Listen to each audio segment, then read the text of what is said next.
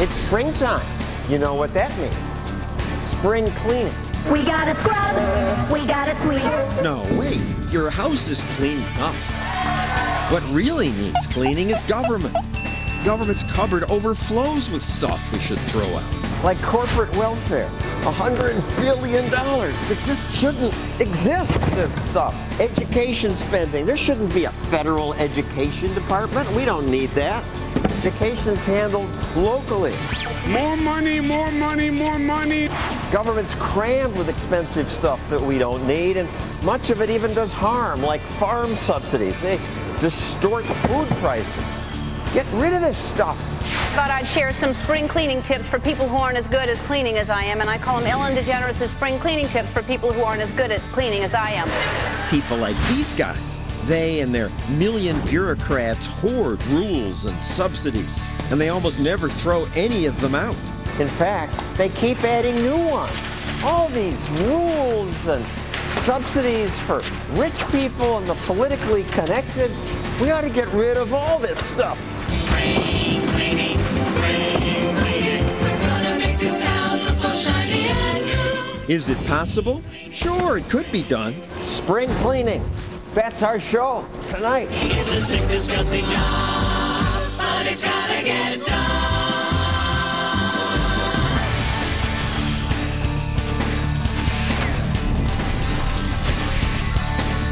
And now, John Stossel. Where to begin? So much of government needs cleaning out.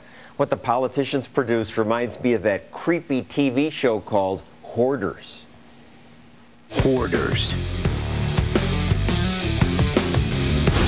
People whose lives are swallowed up by piles of their possessions. That describes Washington, D.C. They just keep adding junk, and they never throw anything out. When President Obama ran for office, he said he'd take out the garbage. I'm not a Democrat who believes that we can or should defend every government program just because it's there. There's some that don't work. But politicians always say they'll get rid of the waste. Then, once in power, they spend more, as he has. And they go along with their colleagues' ridiculous spending. It's a reason I hate politicians. Well, not all of them. There is one senator who does want to clean the waste out of Washington.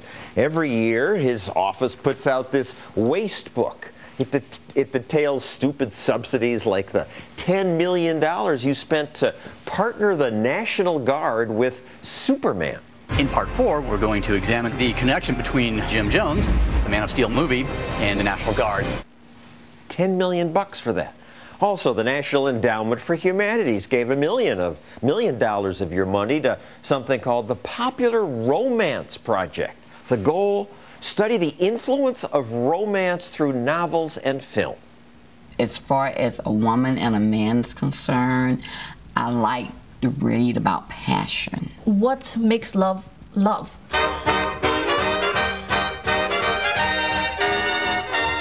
It's a love story. Who doesn't want a love story with a happy ending? Me, I don't want one when taxpayers are forced to pay for things like that video. The lonely senator who fights the garbage is Tom Coburn. Senator, thank you for doing that. The Pentagon destroyed $7 billion of weapons that they could have shipped home from Iraq and Afghanistan. That just shows you the inefficiency of the Pentagon. It costs more to ship it over there than it's worth. Why did we have the excess supply that we had? The National Science Foundation spent $250,000 to study American attitudes toward the filibuster? Yeah, isn't that really important? Maybe some of the things that you might see might be something the government might do sometime, but not when we have a $640 billion deficit. And maybe we ought to be returning the money to the taxpayers rather than wasting it on frivolous things like that. And having politicians paying people to study the filibuster sounds like Congressman self-dealing. Oh, it is. There's no question it was. And why would they raise that? Because that's a political point of contention in the Senate. So why is it studied right now? Because somebody wanted it studied. $150,000 for Puppets Take Long Island. It just shows you the extravagant role of the federal government. We're going to take money from middle-income working families and put it into a puppet show from the federal government to a local community, and here's your money, here's how you can spend it, rather than not take the money in the first place. Well, how do we ever, I can't find any connection to that in the enumerated powers or in the Constitution whatsoever. So how did we get there? We got there through careerists and ignoring the U.S. Constitution and the enumerated powers. I kind of wish you would be a careerist, but unfortunately you're going to retire this year. We are all sad about that. We'll miss these waste books. Will any of your colleagues continue that? I am certain, in one way or another, the waste book will continue. But you don't know who's going to carry that on? Well, I may continue it from outside of Washington, or it may be continued inside Washington. Now, I understand why most politicians are reluctant to propose cuts. The response is often instant and nasty. Mitt Romney proposed to stop throwing government money at public television. I'm going to stop the subsidy to PBS. The subsidy is $300 million. PBS is rich. It doesn't need that. And yet, look how our fiscally responsible president responded to Romney's proposal. Thank goodness somebody is finally getting tough on Big Bird. It's about time. Bernie Madoff, Ken Lay, Dennis Kozlowski, criminals, gluttons of greed, and the evil genius who towered over them. One man has the guts to speak his name. Big Bird, Big Bird, Big Bird. We didn't know that Big Bird was driving the federal deficit. Ha ha. And Senator, it is a clever smear. Big Bird is not driving the deficit, but it is $300 million. John, there's 10,000 Big Birds. America as a whole is a pretty mature group of people. And if you really talked honestly with them about where we are and what's going to happen and what we have to do, and so it's not pain or no pain, it's some pain now or significantly pain later, and we don't have any politicians actually telling the truth to the American people. And the pain that comes later by not addressing these issues now is severe. Well, thank you, Senator Tom Coburn. We will miss your service. Hey, I will be watching you. Good. There's lots of waste in government that's not in Coburn's waste books, like the $98,000 that the Interior Department spent on this outhouse in Alaska, and the $1 million spent on this fancy bus stop in Washington, D.C. Maddie Duppler's with Americans for Tax Reform. That's Grover Norquist's group that tries to shrink government. You point out that stuff like the outhouse and the bus stop are just a tiny part of what needs cleaning out. Right, and $1 million here, $1 million there. It seems like a small part of what our government's spending when it's $3.7 trillion every year. But this is how we get to the product of that huge government. When you've got one senator who needs an outhouse in Alaska, you've got another congressman who needs a bus stop in suburban Washington, D.C., they vote for each other's bills, and that's what really gets the ball rolling on a lot of these big spending projects. What gets me most is the corporate welfare. This is taxpayer money going to rich people. And both the left and the right support it? The left traditionally says we need some kind of fairness, and it's not fair to give away to corporate America because they're already too rich. The Democrats are pushing public broadcasting, green energy, arts subsidies. Republicans also support farm subsidies. They back NASA. You see a lot of Republicans trying to protect very affluent defense contractors who get a lot of work out of the Pentagon budget, and guys who for years have been talking about cutting the size of government can't do it when it comes to the Pentagon. Both parties support the ethanol subsidy, or have so far. You have said entities that depend on the government are like ticks.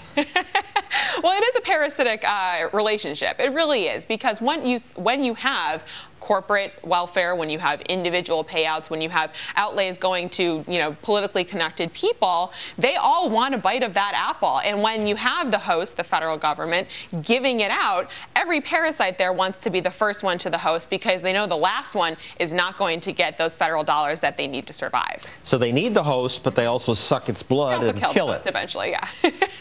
They will. It seems like an apt analogy, right? Stop laughing about this.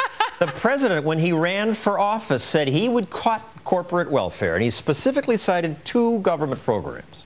We just need to cut back like waste at the Economic Development Agency and the Export-Import Bank that's become little more than a fund for corporate welfare. They both still exist. The Export-Import Bank. And that sounds nice. We're going to help people export and import things. The whole thrust behind the Export-Import Bank is that other governments subsidize their companies so much, other foreign governments, that we need to subsidize ours to compete. You know, that's the kind of thinking that government has. Rather than making us more globally competitive by reforming our tax code, getting rid of a lot of the quotas and tariffs and things that restrict our ability to compete globally, we decide we need to pay companies more to be able to compete with companies that are paid more by their governments as well. The President also mentioned the EDA, the Economic Development Administration. And what this is really a mini stimulus program that's institutionalized in the federal government, because what they do is they give out grants to economically impoverished areas, but historically, throughout the entire history of this program, there's never really been any metric in place to say what is an impoverished area, why they deserve to get money. It's really free checks being written to, again, politically connected people within government, and probably a lot of blue states as well. And there's no evidence that it really helps the poor. Exactly. It takes from picking winners and losers, giving the politicians more power. Giving the politicians more power and keeping people poor who depend on those kinds of subsidies. Another disgusting program is flood insurance. Why? Well, there's no such thing as private flood insurance for all purposes in the United States. There would be if the government weren't stomping on it with its big feet and saying, we'll do it. Yeah, so the National Flood Insurance Program is something that's actually just recently been passed in both houses, and you've got Republicans and Democrats lining up to support the idea that we need to subsidize premiums for people who buy beach houses in risky areas, because your beach house is on a beach which may flood. And I should disclose, I was guilty of accepting this wasteful subsidy. I was young and stupid, and I built a beach house. The house was on the edge of the Atlantic Ocean. A risky place to build, but I built anyway, because a federal program guaranteed my investment. It can happen to you.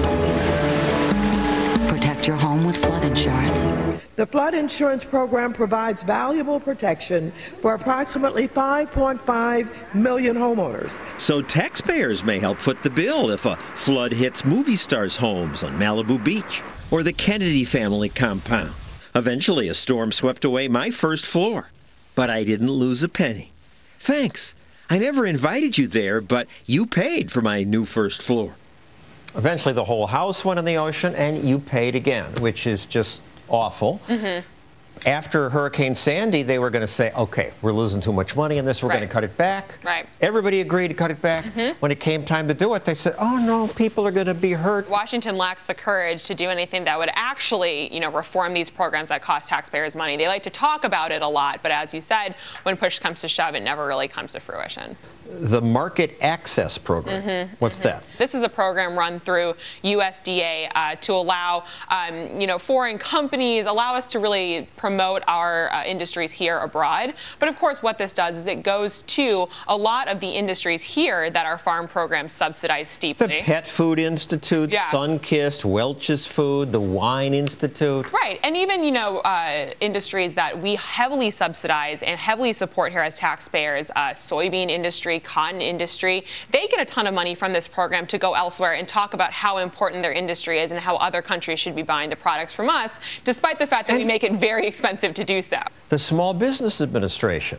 Sounds good. Help small businesses. Sounds great, except for probably about 99% of the businesses in the country qualify as small businesses under this program. It's a great jobs program for members of Congress. It doesn't do much for jobs actually out in America, because all it does is allow politicians to say they've given money to businesses to hire and employ people, when really it's funneling money to a lot of enterprises that turn out not to be profitable and not to be able to return their loans. They don't have a great loan record. No, they do not. The Maritime Administration. We like to think that when we're building ships and planes and shiny things, we're creating a lot of jobs and we're doing something to help the country. But again, if these were things that were actually profitable and were enterprises that really help the American economy, they would succeed on their own without federal taxpayer dollars to hold them up. And this is what fuels the quid pro quo in Washington and grows the size of government.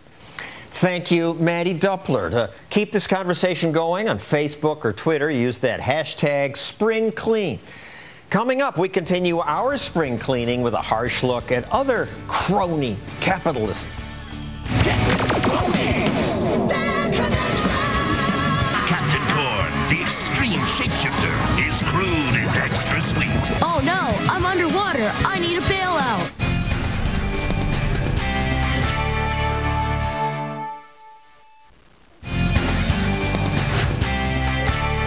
Government's crammed with expensive stuff that we don't need, and much of it even does harm, like farm subsidies. They distort food prices.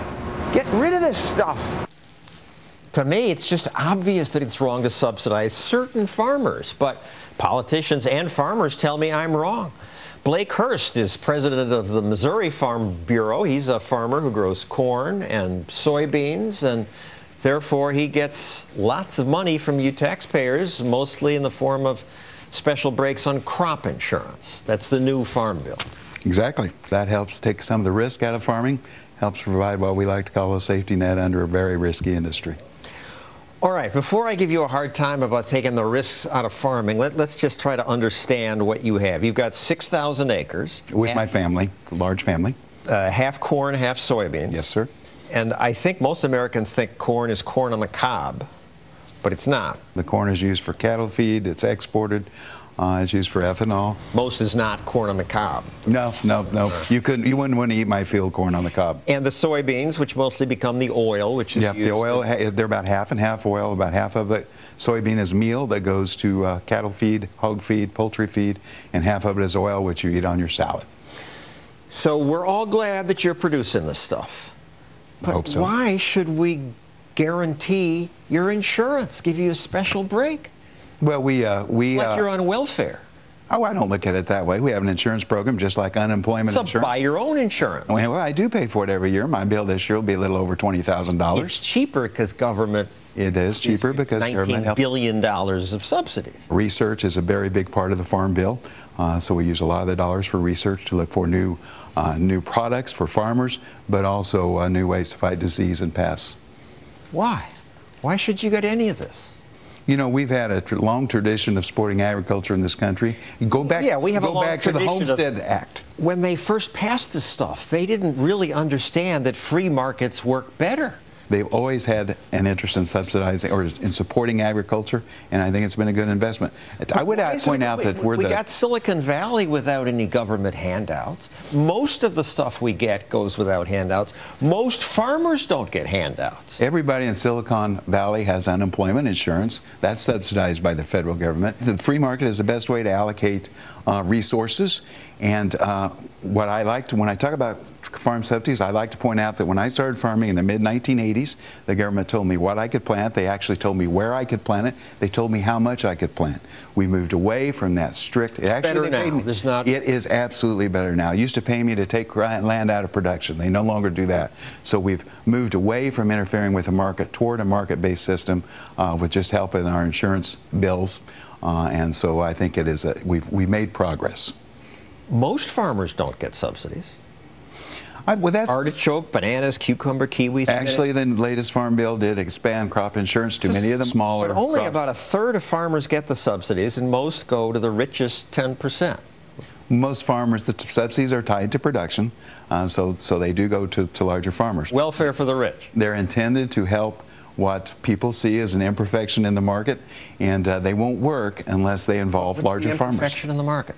The imperfection in the market, just the fact that we haven't, on our farm, I haven't raised a crop in 3 years. We've had 2 years of drought and are going into our third. But that's life. Buy insurance against it. And I am. $20,000 a year is what it costs. And it might cost more if the government weren't subsidizing. Yes, it would. But they're protecting you against failure. But most restaurants fail. A fourth of retail stores fail within 4 years. Profit and loss is a free market. I started farming in the mid-1980s. Most people that entered farming at that time are no longer in farming. It's still very possible to fail. The subsidies distort the market. We keep sugar prices high, so everybody has to pay more for sugar. An poor African farmer can't sell things in America because our prices are artificially high, so we may starve him.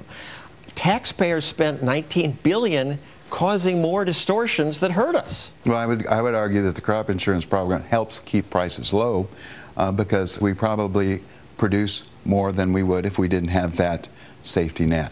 So I think consumers benefit from crop insurance by keeping food prices low. In this new bill, we try to find out who's getting most of the money. They're not allowed to say. We can't know if you're getting $1 million or nothing. Why should it be secret? it's not secret. How much do you spend on insurance? Is it public knowledge? Even if that insurance... If I'm getting it from government, it ought to be. The last Farm Bill had direct payments, and that was public knowledge. Those have been deleted in this Farm Bill. They've been cut out. And so I think that's an advantage to this Farm Bill. I don't know exactly what my subsidy is, but they're paying about half of it. So I receive about a $20,000 subsidy. No industry should get a special deal. I think that all of us have to believe in the market because it works, and we do. I think that farm programs, which have been around for 80 years, of the kind you're talking about, subsidies, have moved very rapidly toward that market. I think, though, that it takes time to get people to adjust, and farming is rather unique because of the risks we face from weather, the risks we face from market changes. I say all industries are unique, but thank you, Blake Hurst, for coming in and taking abuse from me here in cold New York City. Coming up, even worse than the subsidies and corporate welfare are the freedom-killing rules. They strangle you. Let's get rid of them, all of them.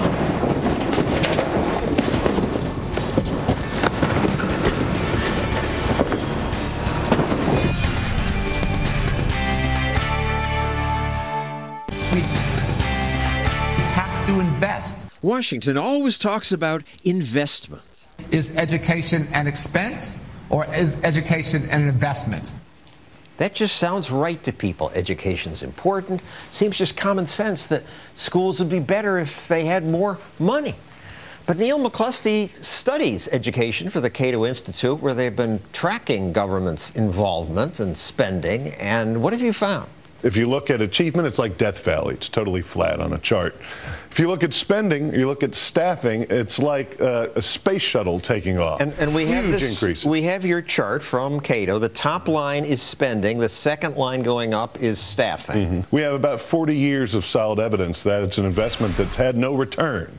So it's not really investment. It's more about political rhetoric. Say you're spending money on something that sounds good, even though you know you're not actually getting the results that you want and you're promising. So the data shows this, you say this, and yet the president says this. We could keep harmful cuts to education programs, or we could give more kids a head start. We could keep harmful cuts. Have there been any cuts? No, well, you can if you get rid of the stimulus, which was about $100 billion for education. The stimulus, and then they cut back a little bit. Yeah, a little bit. But the 40-year trend is massive increases on a per pupil basis of spending. And even the Washington Post now gets it. In almost every state, the amount of money spent per pupil has more than doubled in 40 years. Yeah, it's absolutely true. The problem is most people don't realize that. And most people, because they're not wonks like me, they can't spend forever researching education policy. They hear education, and that's good. And they think if I spend more on something, I get more of it, and I get a better product. Why don't we? I mean, usually you get better for more money. Well, it's because the people that we're sending the money to, they don't really have to earn it. They get it from our taxes no matter how they perform. So they have no incentive to do better. In fact, their incentive is to say, we're not doing better because we need more money. In 1970, it cost $56,000, almost $57,000 to go through from kindergarten through high school. Today, it's about $164,000, and this is all inflation adjusted. And yet the scores are no better. And if you look at international comparisons, we spend more at K through 12 than almost any other country. If you include higher ed, it's more than every other country, and our test scores don't reflect that at all. And even a few politicians on the left now acknowledge that the demands for money are just absurd. Here's the governor of my state. Has said the same thing for decades. More money, more money, more money, and it'll change. We spend more money per pupil than any state in the nation. We're number 32 in results. It's not just about putting more money in the public school system. It's trying something new.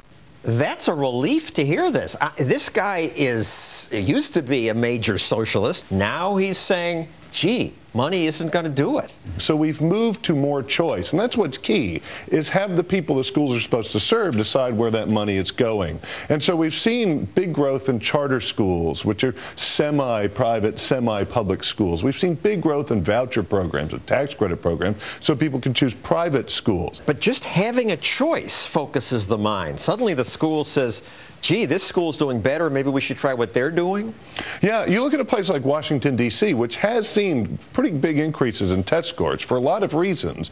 But some of the big ones are, one, they have a very robust charter sector. They do have a private school voucher program, and they have a kind of choice people don't think about that much. If you don't like the schools in D.C., you can move to Virginia, you can move to Maryland. So D.C. hemorrhaged students, and that eventually forced it to make reforms. Though, to get the better. In many cases, but at least if you were in D.C., you could move a couple of miles and be at least in another state. The point is, people voted with their feet, and that's what made the D.C. public schools begin to put in reforms that really mattered. And in D.C., they spend about $20,000 per student for these bad schools. Yeah, it might even be more than that. I think I've seen around $28,000. But they have made reforms. It's nowhere near perfect, but it's because people were able to choose those charter schools, the private schools, and to go somewhere else that at least they had to try and make changes, meaningful changes to their public schools. If we could spring clean the government out of this business, should we get it totally out? Would there be any need for government? The only thing you might need government for is the same as you have laws that say you can't neglect a child. And if someone thinks you're not educating your child, then the government has a right to step in. Otherwise, this is something that needs to be driven by parents who care the most about their kids, who know the most about their kids. Even poor parents care a lot. Yeah, and we've seen that in the D.C. voucher program. There have been studies that show those parents who get choice become very informed consumers pretty quickly because now they have real power. Thank you, Neil McCluskey of the Cato Institute. Coming up, how Washington's rules are like spider webs that stop people from trying new things. It's another reason to spring clean Washington.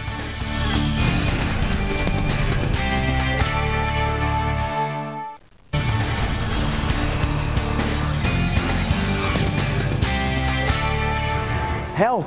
I'm strangling here. I want to create something new, build something, invent something, but I'm drowning in thousands and thousands of regulations.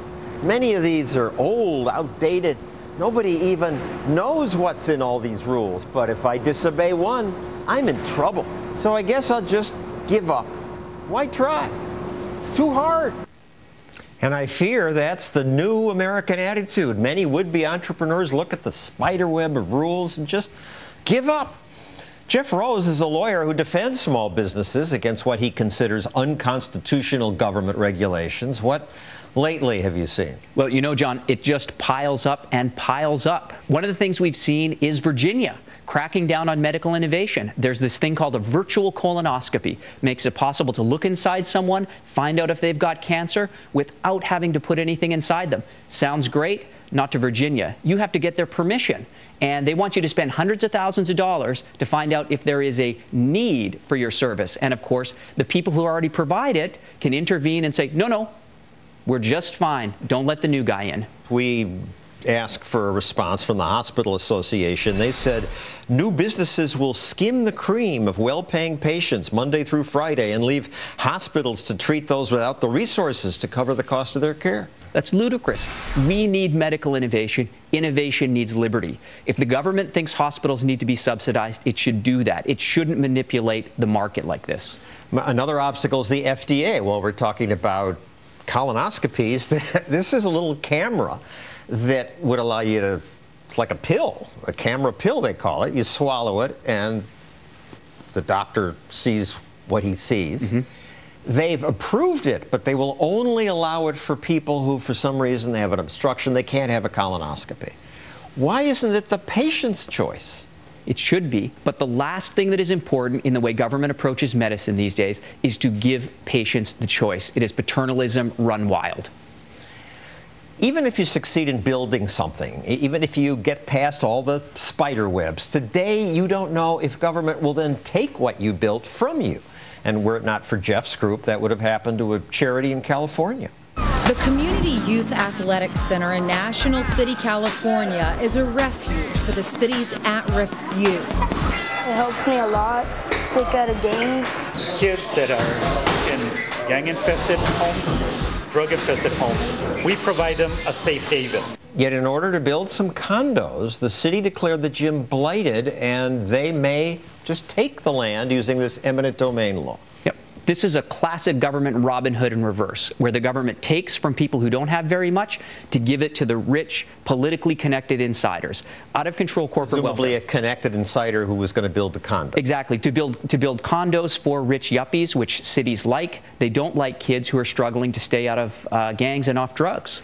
And so far, you've won this case. That's right. In fact, we just delivered the final knockout punch to property rights abuse in California, not only saving the gym, but establishing legal precedent that will protect all Californians. The judge said you cannot take property that isn't blighted, that has only been declared blighted in order to move it from the hands of those who own it into the hands of those who want it but don't want to pay for it.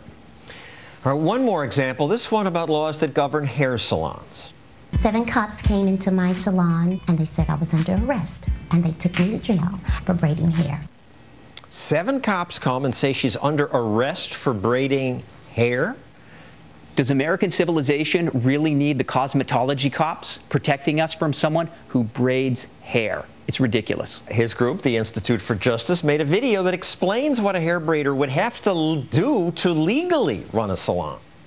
To teach braiding for a living in her own school, the government says ISIS must turn it into a 2,000-square-foot barber college. And she has to install things that have nothing to do with braiding, like adding 10 barber chairs and 5 wash stations she'll never use. ISIS also needs useless things like short-haired mannequins and barbering textbooks. Plus, she has to go back to school for 750 hours of barber classes. 750 hours, and most people just say, okay, I guess I'll do it, or I won't go into that business. Yeah, that's the problem. This is just an arbitrary barrier to an entrepreneur who wants to make a life better for her and for the people she's going to teach to braid.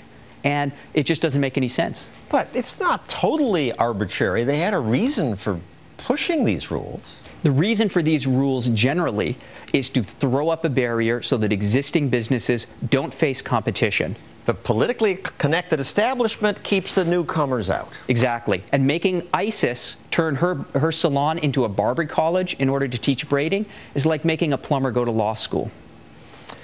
Your government dollars at work. Thank you, Jeff Rose. Coming up, more that's in desperate need of spring cleaning, summer and winter cleaning too.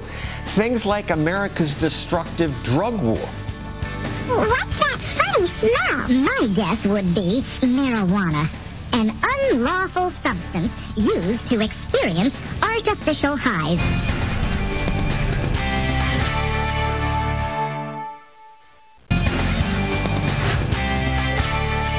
America's public enemy #1. Drugs are menacing our society. Drugs and alcohol can ruin your life. I thought our current president might try something different, but no. Am I willing to pursue a decriminalization strategy as an approach? No. So America continues to spend billions of dollars and locks up more of its citizens than any other country, even Russia and China. And the result? Best I can tell, no effect on drug use. It's gone up and down. But even worse than no progress, our laws create crime. Because of the drug war, we have a black market. We have gang warfare in parts of America. Still, even liberal politicians say we have to fight this war. One who says that passionately is former Congressman Patrick Kennedy, someone who's struggled with drug abuse himself. Patrick, why do you want more of this war that failed even you? Well, John, because we know it works. In public health, drug use often correlates to a sense of permissiveness. And when we've lowered our standards by calling it medical marijuana and so forth, more people use, particularly teenagers. So how do you know more people use? In Portugal, where they've decriminalized, fewer use. So I rely on the National Institutes of Health for my information, and they came out with a survey of adolescent drug use. And not surprisingly, alcohol ranks the highest. And the reason is, John, because it's legal, it's easily accessible, and frankly, liquor companies really target kids with their advertising. My big thing, John, is the issue of commercialization of another addictive substance. So we saw how tobacco with Joe Camel targeted kids to become smokers. What I worry about with big marijuana is that we'll have a new tobacco industry that really targets people like myself who have mood disorders, people who are anxious, depressed. All they'll do now is, in addition to drinking, which they have as an option, they'll now have marijuana. I don't think that is a very good combination for the future of our country. If marijuana is legal in terms of exposing kids, the opposite is true. Legal sales take dealers out of the schoolyard. When there are no legal stores, dealers have an incentive to go to the kids. Look at this commercial. It's a sample of what we may see if we live in a state that does legalize marijuana.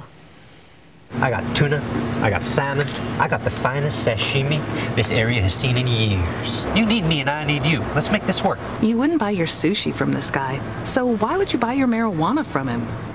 Patrick, that's made by a company called Marijuana Doctors. Because their business is legal, they don't need to sneak into schools. Legalization means they have something to lose if they sell to kids. So the problem is you're going to increase overall demand. And so even in Colorado, we're already seeing, I'm sorry, I have to stop you. How do you know that? You didn't really answer my question. Maybe use would go up for a while. I think it would go down after. But they don't have any evidence because it hasn't been legalized yet. So the problem, John, is when you do legalize it, and like with liquor, we can't put that horse back in the barn. That horse is out of the barn. And the problem is there's probably 6 lobbyists, liquor lobbyists, for every state representative. And I can't count the number of lobbyists in Washington who are liquor lobbyists. So if you think we're going to ever curtail the advertisement for hard liquor, which we're now seeing on cable news networks or on billboards, I mean, that was unthinkable 10 years ago. Liquor is a terribly dangerous drug. I acknowledge that. You want to go back to prohibition? No, I'm just saying you can't conceivably, with the reality we're facing today, try to regulate liquor because of the power of the industry. And I'm saying rather than start a new industry, why not stop, learn what happened with tobacco, where they lied about it for 60 years being addictive, learn about what we've seen with liquor, and not repeat the same mistake with marijuana. Thank you, Congressman Kennedy. We agreed to disagree. Coming up, I've got a list of 100 government programs that need spring cleaning. We should dump all of them.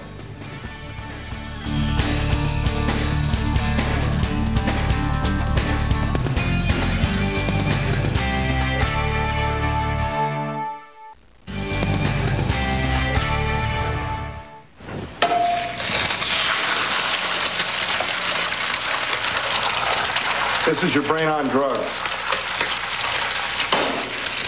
Any questions? That was one of the first anti-drug ads. More recently, they did more with that frying pan. It's not over yet. This is what your family goes through, and your friends, and your money, and your job, and your self-respect, and your future. Those ads meant to warn us about drug abuse could just as well be about our bloated government. Huge, complex, messy government also destroys jobs, our self-respect, and our future. Because when government's big, we the people become smaller. Big government makes us less. When we're trapped in the web of their rules, we don't innovate. When we rely on government grants, we don't take care of ourselves. We become more passive, dependent. So now that spring is sprung, let's clean out government. Let's eliminate most of the 170,000 pages of federal laws. Clean out most of the useless cabinet departments and most of the $4 trillion in spending that's going to bankrupt us. There's so much in Washington and state capitals that ought to be swept out. I've got my own list of things I hate about the government. It took me just a few minutes to come up with 100. I'm sure you could make a longer list. Things like laws that stop me from opening my own lemonade stand. Rules that dictate where kids must attend school. 750 hours of useless barber classes required to braid hair. bans on gambling and other interactions between consenting adults, and so on. Let's spring clean this stuff away. Now, politicians concerned about big government usually focus on the burden of taxes, and taxes are too high. But I'm more worried about the sheer quantity of the rules. I say that's why you can't get a job. Employment usually bounces right back after recessions, but not this time. Because who wants to hire people or start a business when you have to deal with this level of complexity? I'd be afraid to try. And every day, thousands of regulators are busy at work creating more rules. It's always more. If you're a regulator and you're not adding regulations, you think, oh, I'm not doing my job. I wish they'd pass the Stossel rule. It's simple. It just says for every new law or regulation you pass, you must repeal 5 old ones. That would be a start. Maybe in 100 years, we'd be back to this rule book, the Constitution. This is what made America great, not all this stuff. That's our show. Enjoy spring. See you next week.